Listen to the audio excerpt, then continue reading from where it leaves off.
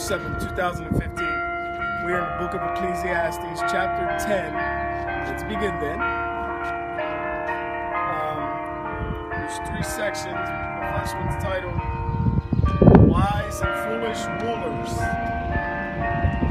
A wise judge shall judge his people, and the government of a prudent man shall be steady. As the judge of the people is himself, so also are his ministers. And what manner of man the ruler of a city is, such also are they that dwell therein. An unwise king shall be the ruin of his people, and the cities shall be inhabited through the prudence of the rulers. The power of the earth is in the hand of God, and upon the person of the scribe he shall lay his honor. The next section is called Sins of Pride. Remember not any injury done thee by thy neighbor, and do thou nothing by deeds of injury. Pride is hateful before God and men, and all iniquity of nations is execrable. E-X-E-C-R-A-B-L-E, execrable. A kingdom is translated from one people to another because of injustices and wrongs and injuries and divers deceits. But nothing is more wicked than the covetous man. Why is earth and ashes proud? There is not a more wicked thing than to love money. For such a one say it again. For such a one setteth even his own soul to sale. Because while he liveth, he hath cast away his bowels. All power is of short life. A long sickness is troublesome to the physician. The physician cutteth off a short sickness. So also a king is today, and tomorrow he shall die. For when a man shall die, he shall inherit serpents and beasts and worms.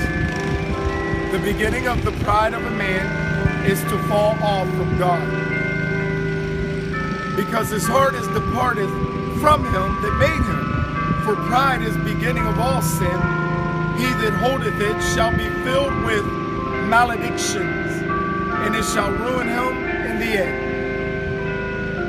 Therefore hath the Lord disgraced the assemblies of the wicked, and hath utterly destroyed them. God hath overturned the thrones of proud princes, and hath set up the meek in their stead. God hath made the roots of the proud nations to wither, and hath planted the humble of these nations. The Lord hath overthrown the lands of the Gentiles, and hath destroyed them even to the foundation. He hath made some of them to wither away, and hath destroyed them, and hath made the memory of them to cease from the earth. God hath abolished the memory of the proud, and hath preserved the memory of them that are humble in mind. Pride was not made for men, nor wrath for the race of women. And the third and final section of Ecclesiastes, chapter 10, True Honor. That seed of men shall be honored which feareth God, but that seed shall be dishonored which transgresseth the commandments of the Lord. In the midst of brethren, their chief is honorable. So shall they that fear the Lord be in his eyes. The fear of God is glory of the rich, and of the honorable, and of the poor. Despise not a just man that is poor, and do not magnify a sinful man that is rich. The great man and the judge and the mighty is in honor, and there is none greater than he that feareth God. They that are free shall serve a servant that is wise, and a man that is prudent and well instructed will not murmur when he is reproved. And he that is ignorant shall not be honored.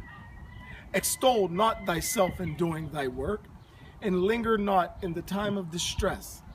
Better is he that laboreth and aboundeth in all things, than he that boasteth himself and wanteth bread. My son, keep thy soul in meekness, and give it honor according to its desert. Who will justify him that sinneth against his own soul? And who will honor him that dishonoreth his own soul? The poor man is glorified by his discipline and fear. And there is a man that is honored for his wealth. But he that is glorified in poverty, how much more in wealth? And he that is glorified in wealth, let him fear poverty. And that's the end of Ecclesiastes chapter 10. This is Bible Time Capsule, and I'm Citizen. Peace.